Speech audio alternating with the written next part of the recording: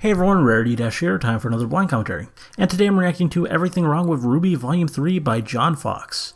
Yeah, I initially held off on doing this video when I did Everything Wrong with RWBY the first time.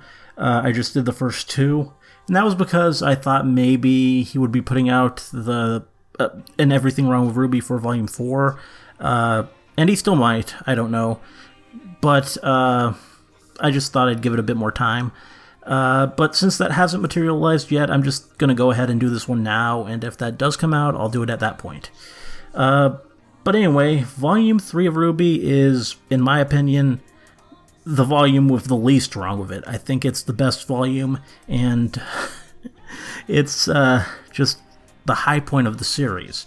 Volume 1, I guess, is the best single fight scene. Volume 2 probably has my favorite episode in it, and Volume 4, I guess the animation is probably the best there, but Volume 3 is when the story really got good and everything just started clicking and just being so excellent. It's the volume that I would have the hardest time finding what is wrong, though there are definitely some things that are maybe a bit weird.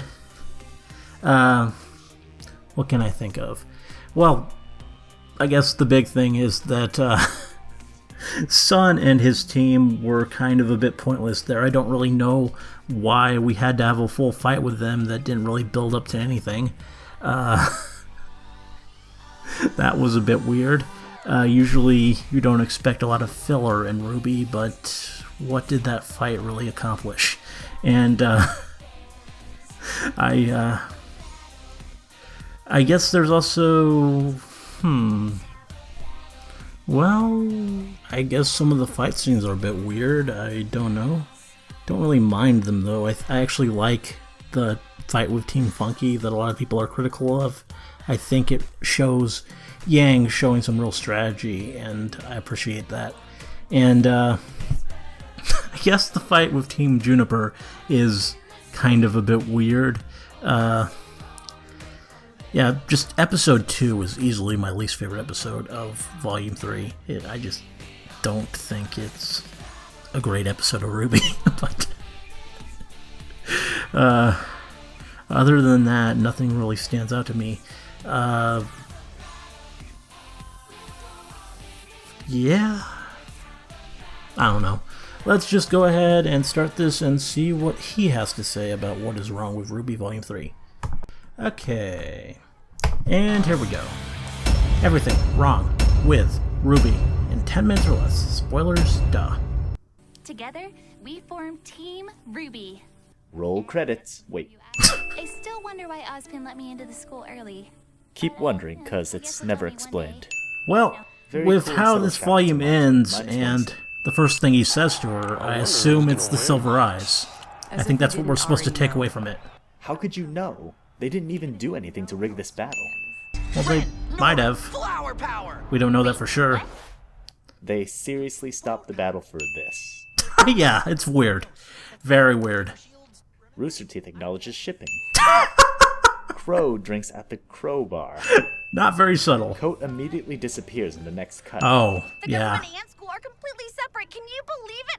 Are they not separate in Atlas? Yeah, Greetings, that's Ruby pretty Rose. well I wish established. to thank you for taking an interest in my sister. What has Weiss been telling Winter that she would use this to break this? White Rose confirmed.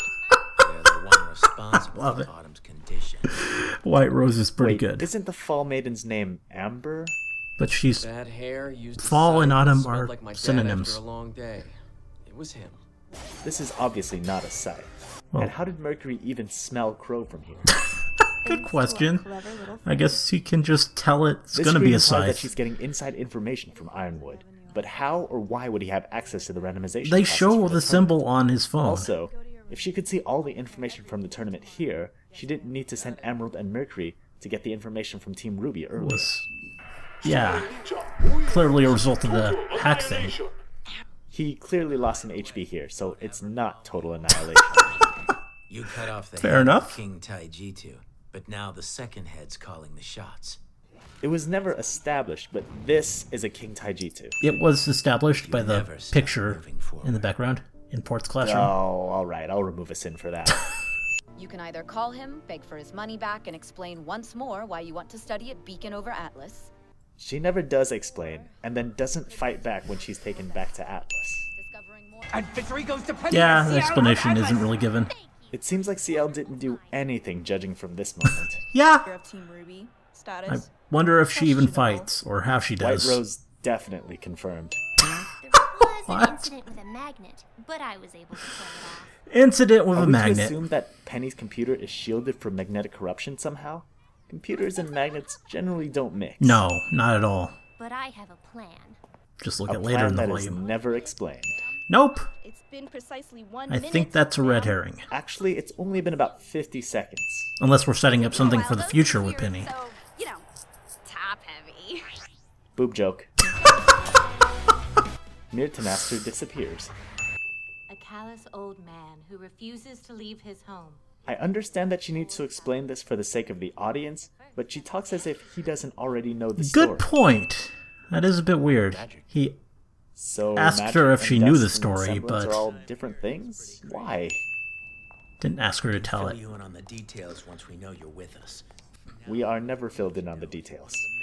It's quite simple. Filled Peter. on in some Instead details. of a bracket system, each round of the finals will be randomly determined immediately before the match takes place. Wait a second. The remaining combatants will then fight their way through the final Yeah, bracket. that was poorly phrased. Considering what happens next, this is a very unfortunate choice of words. It's epic foreshadowing, and it's If hilarious. this is his aura being completely depleted, that shotgun blast should have knocked him out. But instead, he's up, and this happens. Yeah, I don't know. Why would they disappear instead of continuing the fight if their goal was to get the Maiden's power? They clearly outnumber him. He's Crow, though. Our plan will be beneficial for both of us. And they're pretty weakened from the fight with the Maiden. Or one of us. Forcing a group into helping you has always ended well. Well, they got their way, and things She seem to be obviously working out. affected Yang's mind here, but who was the other mind? It's never explained. It's the people Get to lay low who until the tend end. to him. We wouldn't want people to see you on your feet and have this all be for naught now, would we? He clearly disobeys orders and returns to the scene of the crime. It's miraculous nobody caught him. So either you're Yeah, lying yeah. or you're crazy. I think Emerald There's probably no called other him to possible intercept explanation. Ruby, but None at all. Let me guess. She didn't Crow's say just a messing word, with her. did she? Yang. We have a lot to talk about. Not a word. yeah, this was a dream. Want to track her down? I'm guessing. I think Can't be anything else. help. This is never addressed again, and Yang seems to completely Just wait for forget the about next this volume. after this episode. Let's go back to the bear It pen. apparently happened off screen. Another, he's not even carrying one. Oh, that's a good point. How can I help? Scene does not contain a lap dance from John. If you're not going to tell me, Why can't she just run back out the door she came from? It's right behind her. She's trying to get to Emerald, I think. Not a tragedy. Or Penny. Nobody I'm not really recognizes sure. her voice, even though at least the main characters have met her before. True. First a dismemberment, now this. Yang didn't dismember Mercury's leg, just broke it. Yeah, another poor word choice there. need your scroll. Is the scroll not linked to the student? Why can Ruby summon her weapon from Sun Scroll? Can anyone summon anyone That's a else's good weapon? question. That wasn't ever really explained. It There kind is of does no make you reason think it why is linked to every the Elysium student. Night unit should be linked to the same network that would allow something like this to happen. Yeah, that is really just Bunny poor and planning. Yeah. What could possibly be causing these explosions?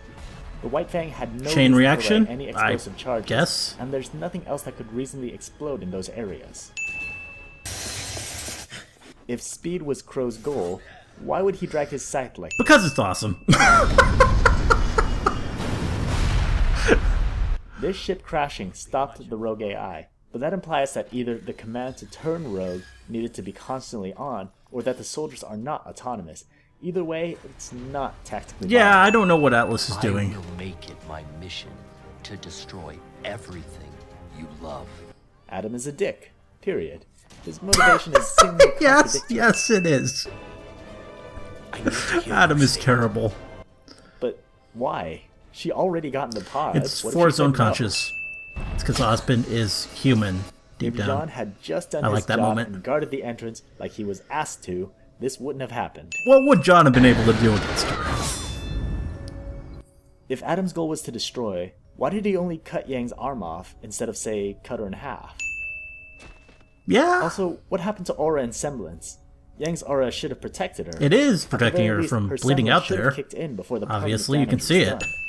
done. But Cinder Adam was can not just cut stopped, through it for some even though reason. They are obviously going to be a threat. are they a threat, though? Adam was ready and willing to kill. The fact that he doesn't for the sake of plot convenience is worth at least one sin. Oh, this scene. A whole series comes to this dramatic payoff for these two. Alright, minus one sin. This elevator clearly has its support cables destroyed. There shouldn't even be a cable car here at all. I have a plan. And apparently you can communicate it without talking. She's good at that. Also, what was the plan there? Once, why did you think it would work? When we cut if you back tried to again? it, they're kind of in the same area, and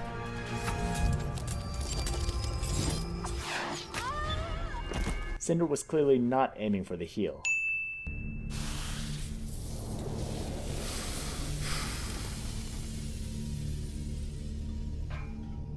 Why does her crown remain, but everything else burn away? At least her boots and gauntlets should be left. that is kind of weird. Also, the writers are addicted to Pyrrha fans. And I saw Pyrrha. Aw, right, It Ruby. was never established that Ruby knows Cinder's name. Well, they, like, Said that those born were at the school for a while. were destined to lead the life of a warrior. Oh, I guess I have to take back that sin from the first video. Fine, but I do so begrudgingly. It took 2 seasons after all. Wait, how did you know what Ozpin said to me? Crow lampshades the question. No one outside of Vale knows what happened here. But it was broadcast all over the kingdom, right? Not Last thing the... people saw was Atlas attacking innocent Well- people and Grim destroying the city. Technically, So yeah. everyone outside of Vale saw the same thing. I love you. Oh, fine. Aw.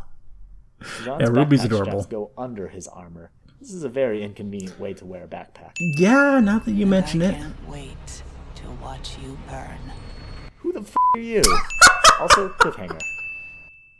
Post-credit scene. Seems like a high sin tally, especially since a lot of those are kind of a bit questionable.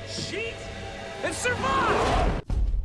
That was worth a sin. That's another thing I didn't really like is Roman's death scene. It just seems so unnecessary. They were really just disposing of a character who was pretty interesting. Okay. And since that's now in my mind, another thing that I really didn't like in Volume 3 was really that whole sequence with Roman and Neo. I think Neo, the way she was dealt with, was really just kind of cheap, and it felt wrong that this character who was built up with her fight with Yang and everything would just let her guard down like that and allow Ruby to do that to her umbrella. And that always bothered me. I mean, since the first time I watched it, that bothered me, and it just feels like this bad call on the part of the writers there. They just had to somehow get Ruby to prevail over these characters that realistically she wasn't going to win against. So it just feels a bit lazy. And then we had Roman too, and that just kind of was something on top of that. As for the stuff he actually talked about, yeah, there seemed to be quite a few this time, which I think he kind of missed the mark on, that he didn't really think about enough. There were some really good points and some funny jokes in there too, but yeah, some things really were explained, and you could just infer what they were going for, I think. And I don't know. It was still pretty entertaining, and it's still good to look at this and hear some people's thoughts on it and what they found, what stood out to them. But yeah, I think the other two maybe were a little sharper in terms of getting to real problems, so I don't know. They had some that were like this too, but yeah, it just felt like more here, more that was off. It was still an entertaining video and well made, really well made, with the editing and everything. So no faulting him there, and yeah, overall good stuff. Anyway, I hope you liked the commentary. Let me know if you did, and see you in the next one.